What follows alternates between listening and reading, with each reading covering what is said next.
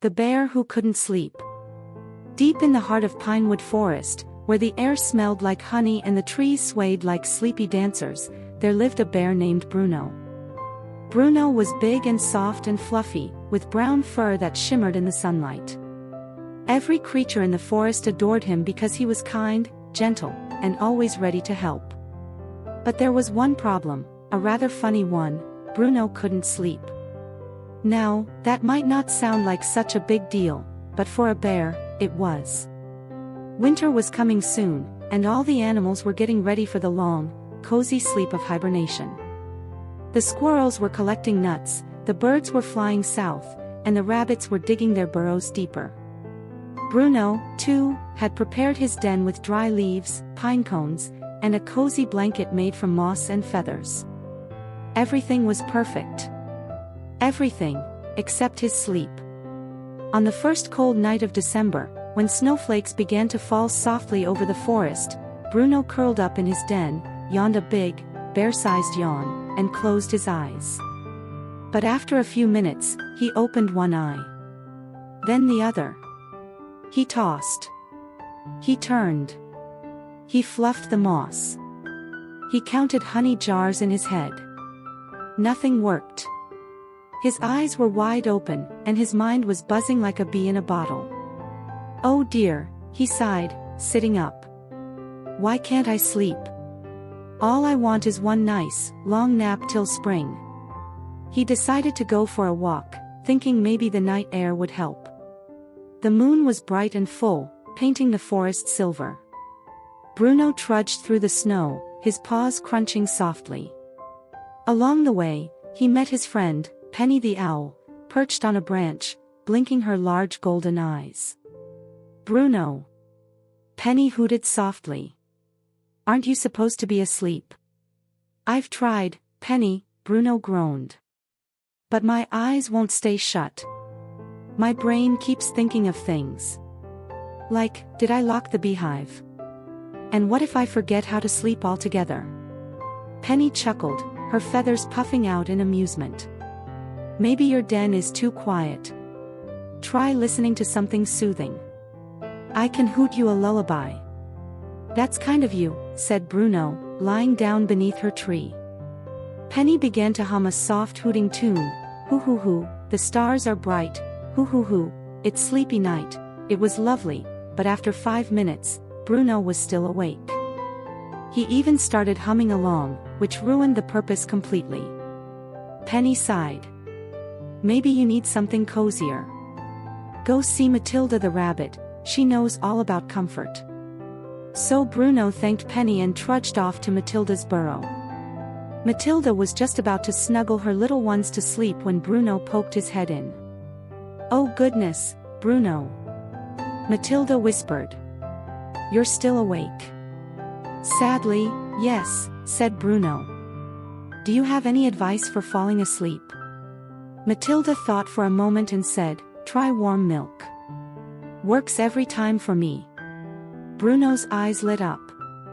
Brilliant. He went home, warmed up some milk from his pantry, and took a big, satisfying sip. It was delicious. He felt a little sleepy, for about 2 minutes. Then a snowflake landed on his nose, and he sneezed, "Achoo," so loudly that a family of squirrels fell out of their tree. Bruno sighed again. "Maybe I'm just not made for sleeping." The next day, he went to see Finn the fox, who was known for his clever ideas. Finn was sharpening sticks when Bruno arrived, his eyes droopy with exhaustion. "Finn," Bruno said, yawning, "I can't sleep. I've tried lullabies, warm milk, soft moss, everything." Finn smirked. "You've tried everything but exercise. You've got too much energy. Come with me, we'll run through the forest, and you'll be snoring by nightfall." So Bruno followed Finn, and they ran through the snow, jumped over logs, and even played a snowball fight. By evening, Bruno was panting and covered in snow. That must do it, he thought. He stumbled back to his den, fell into his moss bed, and closed his eyes. But as soon as he began drifting off, snap, A twig broke outside. His eyes flew open. "Who's there?" he growled. It was just a raccoon digging for acorns, but now Bruno was wide awake again. The next morning, he looked miserable. His eyes had dark circles, and he could barely keep his head up. Even the bees, who came to borrow honey, looked at him with pity. "Poor Bruno," said one bee. "Maybe you're worrying too much. Sleep will come when you stop chasing it." Bruno tilted his head. "Stop chasing it?" "Yes," buzzed the bee. "Sometimes, when you chase something too hard, it runs away. Relax. Enjoy the night. Maybe then, sleep will find you." That night, Bruno decided to do things differently. He didn't try to sleep. He didn't count honey jars. He didn't drink milk or listen to owls. Instead, he just lay down and watched the moonlight shining through the entrance of his den. He listened to the wind whisper through the trees, the snow softly falling, the faint hoot of Penny far away. Slowly, his thoughts quieted. He remembered the fun he'd had with Finn, the kindness of Matilda, the song of Penny, and the advice of the bee. His heart felt full and warm.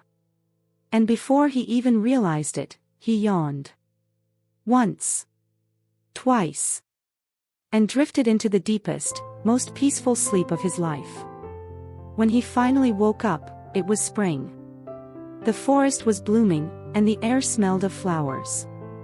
His friends came to greet him. "Welcome back, Bruno," cheered Matilda. "You finally got your rest." Bruno smiled sleepily. "I did," he said. "Turns out, I just had to stop trying so hard."